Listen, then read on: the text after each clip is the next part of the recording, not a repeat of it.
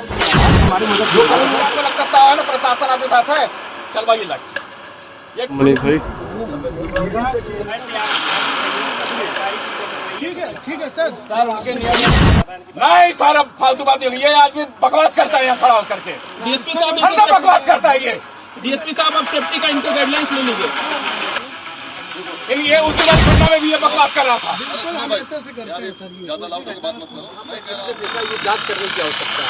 गाड़ी 5 दिन से खड़ी थी, उसको सुरक्षा इंतजाम क्यों नहीं किए गए, ये जांच का विषय है। यहाँ पर अधिकारी को फिर जब हॉस्पिटल पहुंच गया लड़का तो उसका तत्काल इलाज क्यों नहीं हुआ और नजदीकी थाने को इसकी सूचना क्यों नहीं दी गई। सबसे बड़ा दुखद आपको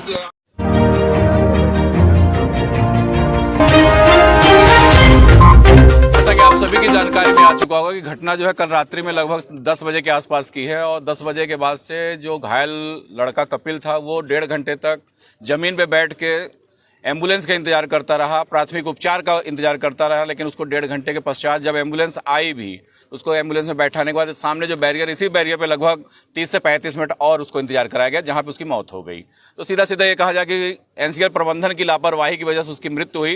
लेकिन सबसे बड़ी विषय ये है, आप सबके माध्यम से हम लोग इस बात को समाज तक पहुंचाना चाहते हैं कि सिंगरौली के साथ कैसा खेल हो रहा है, इस बात को आप सब समझने का प्रयास करिए।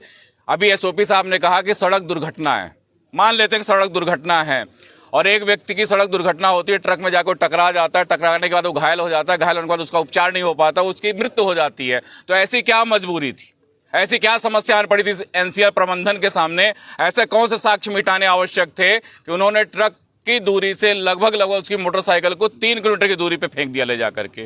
ट्रक को क्यों पानी से धुलवा दिया गया? सड़क पे पड़े हुए खून के धब्बे को क्यों मिटा दिया गया? इससे यह समझ में आ रहा है कहीं न कहीं इसमें से बू आ रही है कि एक बड़े षड्यंत्र को अंजाम तक पहुंचाने का प्रयास एनसीआर प्रबंधन के द्वारा किया गया और अब लीपा पोती करने का काम किया जा रहा है। क्या मांग है आप लोगों की?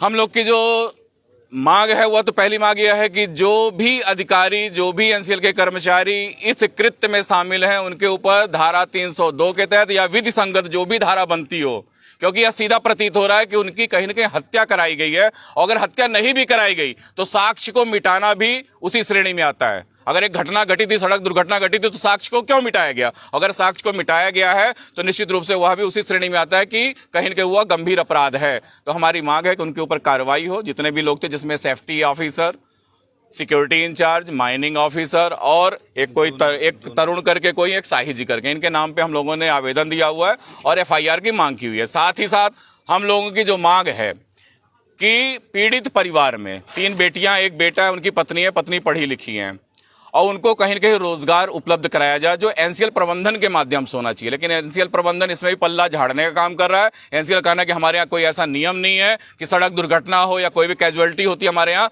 तो हम उसके बदले में उसके परिवार को रोजगार उपलब्ध कराएं। तो कहीं न कहीं इससे भी वो पल्ला झाड़ते हुए नजर आ रहा है। तो यह आंदोलन तब तक चलता रहेगा जब तक सक्षम अधिकारी आकर के यह नहीं बता देता कि उन 4 बच्चों के लिए आप क्या कर रहे हो। क्योंकि हमारी मांग है कि उन बच्चों की शिक्षा मुफ्त कराई जाए, कम से कम 12वीं कक्षा तक उनके इलाज की व्यवस्था निःशुल्क कराई जाए और पीड़ित महिला को एनसीआर परियोजना के निगाही या अमलोरी अंतर्गत संचालित विद्यालय में किसी भी पद पे पदस्थापना कराई जाए, जिससे वो अपना जीविका उत्पार्जन कर सके।